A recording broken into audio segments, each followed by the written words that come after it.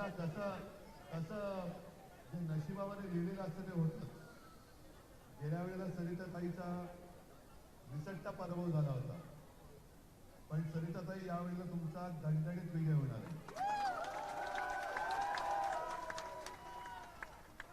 मी गाडीतून उतरल्यानंतर दोन पुतळे पाहिले.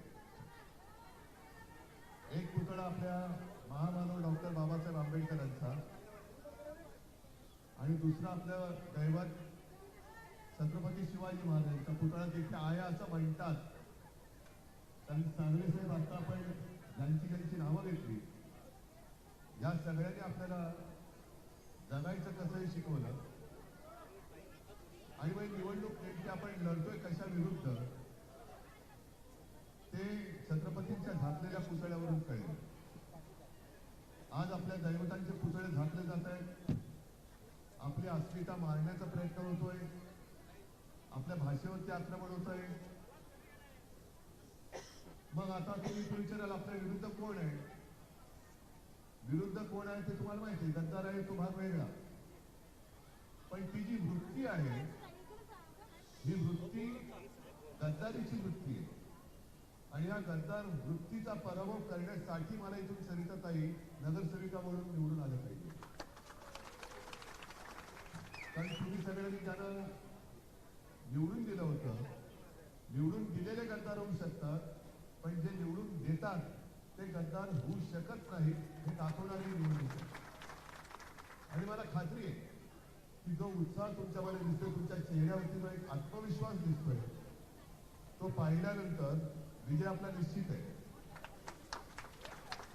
मात्र गेल्या 1-2 दिवसांपासून पैशाचा धुमाकूळ चाललेला आहे. धुमाकूळ म्हणजे एवढे निर्लज्ज आणि बेदरकार लोक आहेत.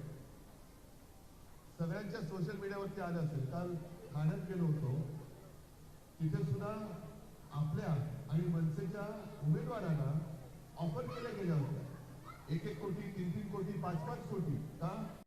निवडणुकीला लढू नका, मागे घ्या. का नका लढवून? तुम्ही जर का कामं केली असतील तर या ना, आम्ही जसं आम्ही केलेली कामं लोकांसमोर आलो आहोत, तशी तुम्ही जर का काही कामं म्हणजे त्यांनी जर का काही कामं केली असतील तर ती सांगा. पण सांगण्यासारखं काही नाही, पण वाटण्यासारखं भरपूर आहे. आता त्यांना पैसे वाटताना भीती सुद्धा वाटते पराभवाची. नाही, ही आजची रात्र आणि उद्याची रात्र. हा पैसा वाटप जर तुम्हाला कुठे आढळला तर बेलाशक काय करायचं, बेलाशक या शब्दात तुम्हाला कळलं असेल. ते तरुण पोलिसांच्या ताब्यात घ्या आणि सर्व जनतेला माताभगिनीने एकच विनंती करतोय की सर्व आपल्या माध्यमातून सगळीकडे सांगा की आता हे 1000, 5000, 2000 रुपये वाटत असतील तसे पुरावे दिसत आहेत म्हणून मी बोलतोय. कल्याणमध्ये सुद्धा काल पाकिटाच्या पाकिट ही सोशल मीडियावरती दिसत आहेत. कोणी दिली ते पण सांगतायत. तर ही पाकिटं घेऊन आयुष्य विकू नका.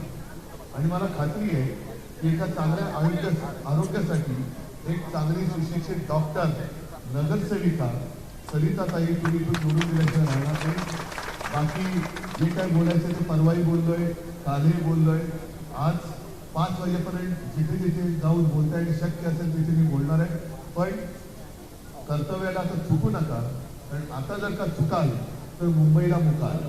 ही मुंबई आपली आहे, ती आपल्या ताब्यात ठेवा आणि तशी तुम्ही ती ठेवाल असा आत्मविश्वास व्यक्त करतो. शुभेच्छा देतो. जय हिंद, जय महाराष्ट्र.